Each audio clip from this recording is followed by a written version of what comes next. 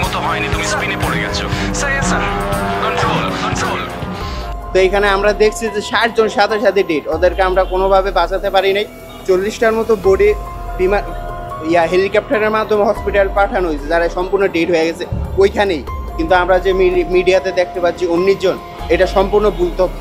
একজন গণমাধ্যম কর্মী, আপনি নিশ্চয়ই গতকালকে, আপনি অবশ্যই গতকালকে ছিলেন, আমি আপনাকে এখানে দেখেছি এই মাঠে। আপনারও তো এটা মনে হয় যে যেভাবে লাশগুলো বস্তায় ভরে নিয়ে যাওয়া হচ্ছে, হ্যান্ডব্যাগে নিয়ে যাওয়া হচ্ছে, আপনিও তো নিজের চোখের আন্দাজে গুনতে পারেন কতগুলো লাশ হতে পারে, এটা কি আপনার মনে হয় না? বন্ধুরা, বাংলাদেশে মাইলস্টোন স্কুলে বিমান দুর্ঘটনার কারণে কঠিন পরিস্থিতি তৈরি হয়েছে। শত শত মানুষ কিন্তু আহত হয়েছে এই দুর্ঘটনায়। সব থেকে দুঃখজনক বিষয়টি হচ্ছে ছোট ছোট শিশু মারা গিয়েছে দুর্ঘটনায়, যারা আসলে জানেই না প্লেন দুর্ঘটনা কি। কিন্তু প্রশ্নটি হচ্ছে কি হয়েছিল সেদিন, কিভাবে প্লেনে যান্ত্রিক ত্রুটি আসলো।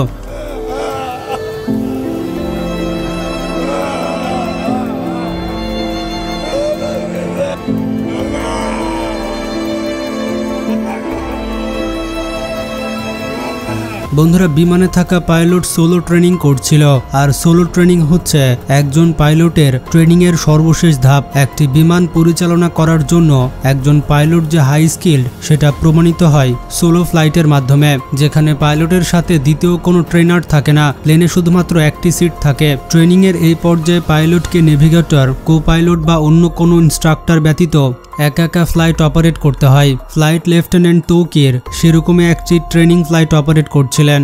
বিমানটি দুপুর 1:06 মিনিটে উড্ডয়ন করে এবং প্রায় 1:18 মিনিটে স্কুলের গেট ও ভবনের ক্যান্টিনের ছাদে বিধ্বস্ত হয়। মূলত বিমানটি আগে ভবনের ছাদে ধাক্কা খেয়ে বিমানটি প্রথমে বিধ্বস্ত হয়ে তাতে আগুন ধরে যায় এবং পরবর্তীতে স্কুলের গেটে গিয়ে পড়ে। এখন প্রশ্নটি হচ্ছে পুরনো মডেল তাই বিধ্বস্ত হয়েছে, বিষয়টা কি শুধু এতটুকু পর্যন্তই, নাকি বিমানের সমস্যা ছিল, মেইনটেনেন্সে প্রবলেম ছিল তাই এমনটা হয়েছে?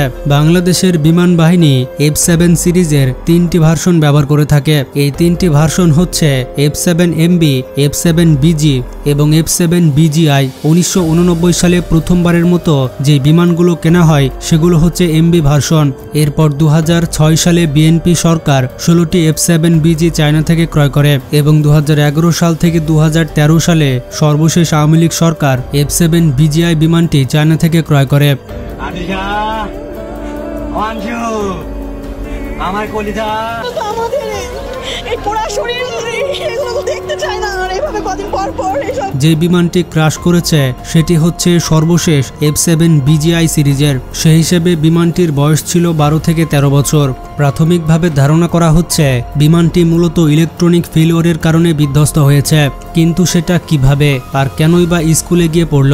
আসল মূল ঘটনা হচ্ছে আরো গভীর। প্রাথমিকভাবে ধারণা করা হচ্ছে বিমানটি ওড়ার পর যখন বিমান ঘাঁটি ত্যাগ করল তখনই বিমানটির মাঝে ইলেকট্রনিক ফেলিওর ধরা পড়ে। বিমানের navigation system, radar communication system, frequency সহ ইলেকট্রনিক সিস্টেম অকার্যকর হয়।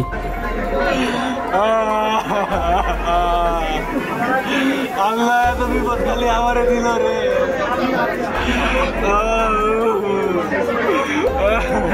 এতে করে পাইলট তার দিক হারিয়ে ফেলেন। পরবর্তীতে সেটি সরাসরি স্কুল ভবনে গিয়ে পড়ে। তবে খুবই সিরিয়াস একটি প্রশ্ন ঘুরপাক খাচ্ছে, ঘনবসতিপূর্ণ এলাকায় যুদ্ধবিমানে বিপজ্জনক প্রশিক্ষণ কেন হচ্ছিল?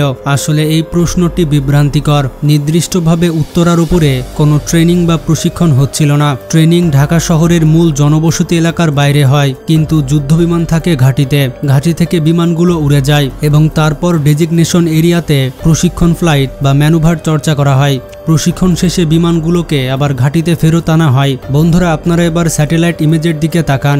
লাল একটি দাগ দেখতে পাচ্ছেন, এই দাগের নিচের দিকে তাকান। এই রেখার নিচের অংশে দেখতে পাবেন কুর্মিটোলা একে খন্দকার বিমান ঘাঁটির রানওয়ে ল্যান্ডিং অ্যাপ্রোচ। এবার দাগের ঠিক অপর প্রান্তে খেয়াল করুন। অপর দিকের প্রান্তে একেবারে সোজাসুজি মাইলস্টোন স্কুল ক্যাম্পাস অবস্থিত। অর্থাৎ কোনো বিমান যখন এই ঘাঁটিতে অবতরণ করে তখন সেই বিমানকে সাধারণত মাইলস্টোন স্কুলের খুবই কাছ দিয়ে উড়ে আসতে হয়। ওই আপু আমার কাছে ব্যাগ দাও, আরে খাতে বাড়িটা নিছে। আরে আপুরে তোর একটা সুমা দিতে না।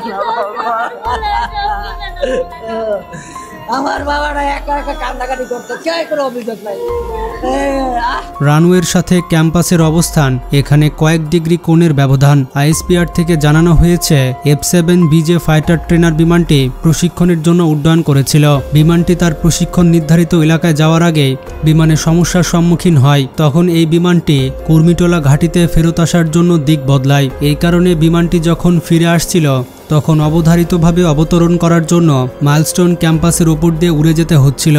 আর দুঃখজনকভাবে বিমানটি শেষ পর্যন্ত দক্ষিণ সাইডের রানওয়ে পর্যন্ত পৌঁছাতে সক্ষম হয়নি। তার কয়েক কিলোমিটার আগে ফ্লাইট পথে অবস্থিত মাইলস্টোন স্কুলে নিয়ন্ত্রণ হারিয়ে বিধ্বস্ত হয়। লোকালয়ের উপরে কেন একটা ট্রেনিং বিমান উঠবে বলেন? এই দেশে কোনো মানুষের নিরাপত্তা নেই, এই কারণে আমরা এই দেশে থাকবো না, আমরা পুরো ফ্যামিলি দেশ থেকে চলে যাব। 2015 থেকে 2025 সাল পর্যন্ত সময়সীমায় বাংলাদেশ বিমান বাহিনীর অন্তত 9টি বিমান দুর্ঘটনার প্রমাণ পাওয়া যায়। এতে করে প্রাণ হারিয়েছে দক্ষ পাইলট, সেনা সদস্যরা এবং ধ্বংস হয়েছে কোটি কোটি টাকার এয়ারক্রাফট। তাই সবার প্রশ্ন একটাই, এত বেশি দুর্ঘটনার পেছনে আসল কারণ কি? এগুলো সবই বিমান বাহিনীর দুর্বলতা। বাংলাদেশের সরকার, বাংলাদেশের রাজনীতিবিদ, তারা কবে ঠিক হবে? তারা কবে নিজেদের পকেটের কথা চিন্তা না করে দেশের কথা চিন্তা করবে? বন্ধুরা, এ বিষয়ে আপনার কি মতামত কমেন্টে জানান। ভিডিওটি ভালো লাগলে বেশি বেশি শেয়ার করতে পারেন। আজকে এ পর্যন্তই, ভালো থাকবেন, টেক কেয়ার।